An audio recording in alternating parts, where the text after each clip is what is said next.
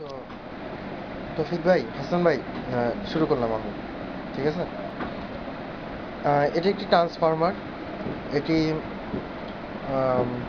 220 থেকে 12 ভোল্টের একটা এসি ট্রান্সফরমার। এখান থেকে ট্রান্সফরমারটা এখানে কানেক্ট হইতেছে 2 পিন সকেট দিয়ে। এখানে যে 4টি টায়ার দেখতেছেন, এটা দিয়ে ব্রিজ মানে ফুল ওয়েভ রেকটিফায়ার করা হয়েছে। এই ক্যাপাসিটরটা ওটা ফিল্টার করার জন্য করা হয়েছে। এবং এখানে একটা ট্রানজিস্টার ইউজ করা হয়েছে, যে 774 মানে 547।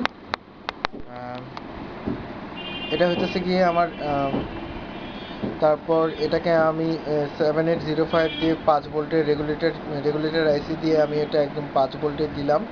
তো এখানে আমার পিক ঠিক ইউজ করা হয়েছে। এখানে হইতেছে গিয়ে আমার যে টেম্পারেচার সেন্সর LM35। এখানে LM35, আর এটা একটা বাজার ইউজ করা হইতেছে, যাতে এটা যখন এটা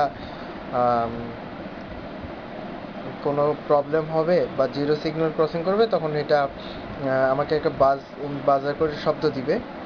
এটা হইতেছে একটি অপ্টোকাপলার।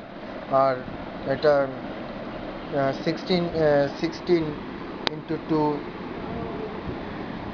Display, LCD display. এখানে আমরা ফিউজ ইউজ করেছি, কারণ হইতেছে যে এই যে ইনপুট তারটা, সেটা প্যারালাল করে দুটাই করা হয়েছে, যে এটা এখান দিয়ে দেওয়া হয়েছে, আর এটা এসি ইনপুট, যেটা আমার আউটপুটের এটা কন্ট্রোল করবে। এটা হইতেছে যে ট্র্যাক, এই ট্র্যাকটা দিয়ে কন্ট্রোল করা হইতেছে। এটা হইতেছে যে সানাভার।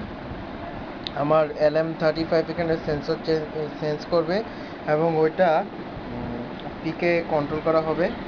পিকদের নির্ধারণ করা হবে যে কত আমার এই স্পিড অনুযায়ী চলবে, সেই অনুযায়ী আমার এটা এলসিডি ডিসপ্লেতে দেখাবে, এবং ওই অনুযায়ী আমাকে ফ্যানের মধ্যে ভোল্টেজ ইনডিউস করবে। সে পরিমাণ ভোল্টেজ দেওয়া হবে। ওইটা PWM এর মাধ্যমে দেওয়া হবে। পি অ্যাকচুয়ালি এই মাইক্রো কন্ট্রোলার থেকে এই PWM সিগন্যাল পাঠানো হয় অপ্টোকাপলারে। এই অপ্টোকাপলার থেকে অ্যাকচুয়ালি ট্রায়াকে দেওয়া হয়। এই ট্রায়াক থেকে অ্যাকচুয়ালি সিগন্যালটা করা হয়, অ্যাভারেজটা হয়। এটা একটা দেখতেছেন সানাভার, RC সানাভার। আর এখানে যে ট্রায়াকটা হইতেছে, সেটা হইতেছে BTI 136 ট্রায়াকটা। এই ট্রায়াকটা ইউজ করা হয়েছে। আর এটা হইতেছে আমাদের আউটপুট।